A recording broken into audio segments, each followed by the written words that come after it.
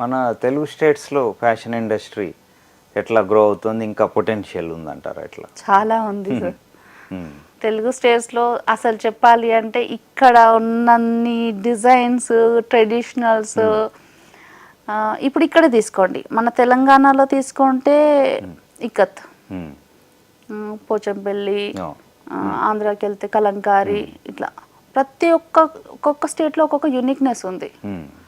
ఆ యూనిక్నెస్ని తీసుకుంటూ క్లాత్ కూడా వాళ్ళదైన శైలిలో వాళ్ళకి నచ్చినట్టుగా వాళ్ళదైన శైలిలో వాళ్ళకి అంటే ఇప్పుడు ఇక్కడ నేనున్న తెలంగాణలో సార్, తెలంగాణలో కానీ నాకు కలంకారీ అంటే ఇష్టం.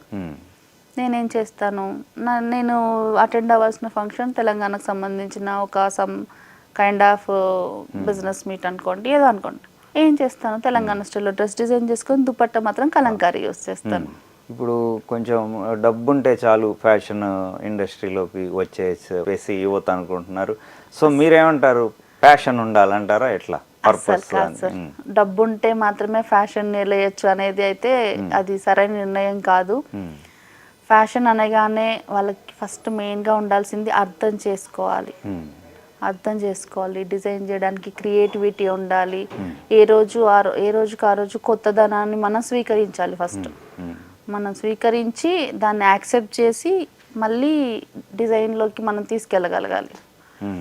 ఓన్లీ ఎర్నింగ్ పర్పస్ అయితే ఫ్యాషన్ డిజైనింగ్ అనేది సూటబుల్ కాదు. క్రియేటివిటీ చాలా ఇంపార్టెంట్ ఇందులో. ఈ ఫీల్డ్లోకి రావాలనుకునే వాళ్ళకి మీరు ఇచ్చే సజెషన్ ఏంటి? నా ఉద్దేశంలో ఏంటి అంటే రావచ్చు సార్, ఈ ఫీల్డ్లోకి రావచ్చు. కాకపోతే ఏంటి అంటే ఎవ్రీడే ఫ్యాషన్ అంటే ఏంటి, కంఫర్ట్గా మనం ఎలా అయితే వాళ్ళని మన దగ్గర ఉన్న కస్టమర్ని ఎలా అయితే హ్యాపీగా ఉంచగలము.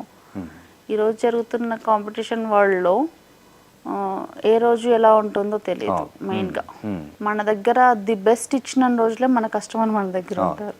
సో ఎవ్రీడే చేంజ్ అవ్వడానికి సిద్ధంగా ఉండాలి సార్. రైట్ అండి. ఫ్యాషన్ డిజైనింగ్లో టెక్నాలజీ రోల్ ఎలా ఉంటుంది, ఎంతవరకు? ఇప్పుడు నేనే చెప్తున్నాను, నా దగ్గర ఎంబ్రాయిడరీ మిషన్స్ ఉన్నాయి, మగ్గం ఉంది, అండ్ పెయింటింగ్ వర్క్స్ ఉన్నాయి, రోలింగ్తో సహా ఎవ్రీథింగ్ నా స్టూడియోలో ఉన్నాయి.